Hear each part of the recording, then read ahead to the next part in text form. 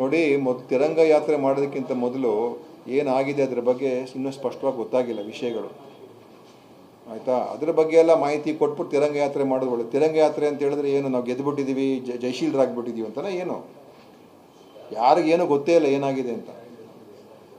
ಕದನ ವಿರಾಮ ಆಗೋದಕ್ಕೆ ಏನು ಅಂತ ಇನ್ನೂ ಗೊತ್ತಾಗಿಲ್ಲ. ಟ್ರಂಪ್ ಹೇಳಿದ್ದು, ಟ್ರಂಪ್ ಯಾಕೆ ಘೋಷಣೆ ಮಾಡಿದ್ರು, ಟ್ರಂಪ್ ಯಾಕೆ ಮಧ್ಯಸ್ಥಿಕೆ ವಹಿಸಿದ್ರು, ಅದನ್ನಾದರೂ ಒಪ್ಕೋಬೇಕು ತಾನೇ ಕೇಂದ್ರ ಸರ್ಕಾರ?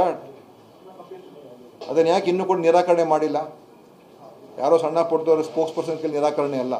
ಕೇಂದ್ರದ ಮುಖ್ಯ ಯಾರಿದ್ದಾರೆ, ಕೇಂದ್ರ ಸಚಿವರುಗಳು ಅಥವಾ ಹಿರಿಯ ಕಾರ್ಯದರ್ಶಿಗಳು ಅದನ್ನು ನಿರಾಕರಣೆ ಮಾಡಬೇಕು.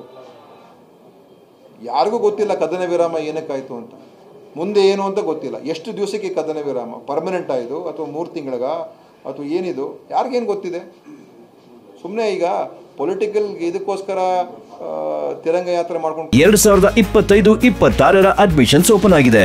ನಿಮ್ಮ ಸೀಟ್ಗಳನ್ನು ಈಗಲೇ ರಿಸರ್ವ್ ಮಾಡಲು ಕರೆ ಮಾಡಿ 9900072632 ಅಥವಾ visit Saptagiri NPS university Bengaluru. ಕೂತ್ಕೊಂಡ್ರೆ ಅವ್ರದ್ದೆಲ್ಲ ಅವರ ರಾಜಕೀಯ ಲಾಭಕ್ಕೋಸ್ಕರ ಮಾಡ್ಕೊಳ್ಳಿ as A political party. But ನಾವು ಜನರಿಗೆ ನಮ್ಗೆ ಇದಕ್ಕೆ ಉತ್ತರ ಬೇಕಿವತ್ತು. ಪ್ರಧಾನಮಂತ್ರಿಗಳು ಒಂದು ಪತ್ರಿಕಾಗೋಷ್ಠಿ ಕರೆದು ನಿಮ್ಮಿಂದ ಪ್ರಶ್ನೆಗಳು ಸ್ವೀಕಾರ ಮಾಡಿ ಅದಕ್ಕೆ ಉತ್ತರ ಕೊಟ್ಟರೆ ಆವಾಗ ನಾವು ಒಪ್ಕೊಳ್ಬೋದು.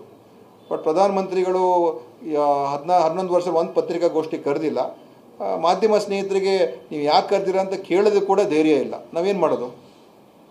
ಮಾಧ್ಯಮನ ಎಷ್ಟು ತಿರಸ್ಕಾರ ಮಾಡಿ ಇಟ್ಟಿದ್ದಾರೆ ಈ ಕೇಂದ್ರದ ಪ್ರಧಾನಮಂತ್ರಿಯವರು. ಮಾಧ್ಯಮ ಅಂತ ಹೇಳಿದ್ರೆ ಅವ್ರಿಗೆ ಕೇರೇ ಇಲ್ಲ, ಅವ್ರಿಗೆ ಏನಾದರೂ ಬರ್ಕೊಳ್ಳಿ. ಸೊ ಏನು ಅವ್ರು ಅಕೌಂಟಬಲ್ ಅಲ್ಲ ತಾನೆ.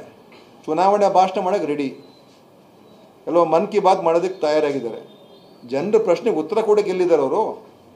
ಅದು ಕೊಡಲಿ ಮೊದಲು. ಮುಂಬೈ ಅಟ್ಯಾಕ್ ಆದಾಗ ಮನಮೋಹನ್ ಸಿಂಗ್ ಅವರು ಪತ್ರಕರ್ತರ ಮುಂದೆ ಬಂದು ಎಲ್ಲ ಪ್ರಶ್ನೆಗಳು ತೊಗೊಂಡ್ರು, ಉತ್ತರ ಕೊಟ್ಟರು. ಅದು ಬೇಕು ನಮಗೆ ನಮ್ಮ ಪ್ರಧಾನಿಯಿಂದ. ಸುಮ್ಮನೆ ಅಲ್ಲಿ ನಿಂತ್ಕೊಂಡು ಭಾಷಣ ಬಿಗಿದ್ಬಿಟ್ಟು ಹೋಗ್ಬಿಟ್ಟು ಅವ್ರು ಹೇಳಿದ್ದೆಲ್ಲ ನಂಬಕ್ಕೂ ಆಗೋದಿಲ್ಲ. ಈಗ ಬರೀ ಸುಳ್ಳೇ ಹೇಳ್ತಾರೆ.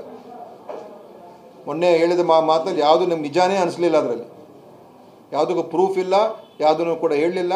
ಟ್ರಂಪ್ ಹೆಸರೇ ತೆಗಿಲಿಲ್ಲ ಅವರು. ಸೊ ಈ ಥರ ಇದೆ ಪರಿಸ್ಥಿತಿ ನಮ್ಮ ದೇಶದಲ್ಲಿ. ಏನು ಮಾಡೋದು? ಸರ್, ಅವ್ರ ಭಾಷಣದಲ್ಲಿ ಪ್ರಧಾನಿಗಳು ಯಾವ ದೇಶದ ಯಾವ ಮಧ್ಯಸ್ಥಿಕೆ ಅವಶ್ಯಕತೆ ಅದೇ ಹೇಳಿದ್ನಲ್ಲಪ್ಪ, ಅಷ್ಟು ಸ್ಪಷ್ಟವಾಗಿ ಟ್ರಂಪ್ ಹೇಳಿದ ಮೇಲೆ ಹೇಳಬೇಕಾಗಿತ್ತು. ಹೇಳೋದಕ್ಕೆ ಧೈರ್ಯ ಇಲ್ಲ ಅಂತಂದ್ರೆ ಹೇಳ್ಬಿಡ್ಲಿ. ಮತ್ತೆ ಟ್ರಂಪ್ ಹೆಸರು ಹೇಳೋದಕ್ಕೆ ಧೈರ್ಯ ಇಲ್ಲ. ಇಂದಿರಾ ಗಾಂಧಿ ಅವ್ರು ಯಾವ ರೀತಿ ನಿಕ್ಸನ್ ಬಗ್ಗೆ ಮಾತಾಡಿದ್ರು ಆ ರೀತಿ ಟ್ರಂಪ್ ಬಗ್ಗೆ ಮೋದಿ ಮಾತಾಡೋದಕ್ಕೆ ತಯಾರಾಗಿಲ್ಲ ಅಷ್ಟೇ. ಅದೇ ವ್ಯತ್ಯಾಸ ಇಂದಿರಾ ಗಾಂಧಿಯವ್ರಿಗೂ ಮೋದಿಯವ್ರಿಗೂ. ಬರೀ ಸುಳ್ಳು ಮೇಲೆ ರಾಜಕೀಯ ಲಾಭಕ್ಕೋಸ್ಕರ ಎಲ್ಲ ಮಾಡ್ಕೊಂಡು ಕೂತ್ಕೊಂಡ್ರೆ ಆಗೋದಿಲ್ಲ. ಇದು ದೇಶದ ಪ್ರಶ್ನೆ, ದೇಶದ ಇದು ರಕ್ಷಣಾ, ಒಂದು ನಮ್ಮ ಸಮಗ್ರತೆ, ನಮ್ಮ ಭದ್ರತೆಯ ಪ್ರಶ್ನೆ. ಇದು ಪೊಲಿಟಿಕಲ್ ಗಿಮಿಕ್ಗಳು ಮಾಡೋಕ್ಕೆ ಹೋಗಬಾರ್ದು ಅಥವಾ ಜನರಿಗೆ ದಾರಿ ತಪ್ಪಿಸ್ಬಾರ್ದು. ನಿಜವನ್ನು ಹೇಳೋದಕ್ಕೆ ಅವರು ಧೈರ್ಯ ಇಟ್ಕೋಬೇಕು. ಅಥವಾ ಡಿನೈ ಮಾಡಲಿ ಅಥವಾ ಒಪ್ಕೊಳ್ಳಿ. ಕೋಲು ಮುರಿಬಾರ್ದು, ಹಾವು ಸಾಯಬೇಕು ಅಂತ ಹೇಳಿದ್ರೆ ಹೆಂಗಾಗ್ತದೆ? ಇನ್ನು 2 ಆಗಬೇಕು ತಾನೇ. ಓಕೆ.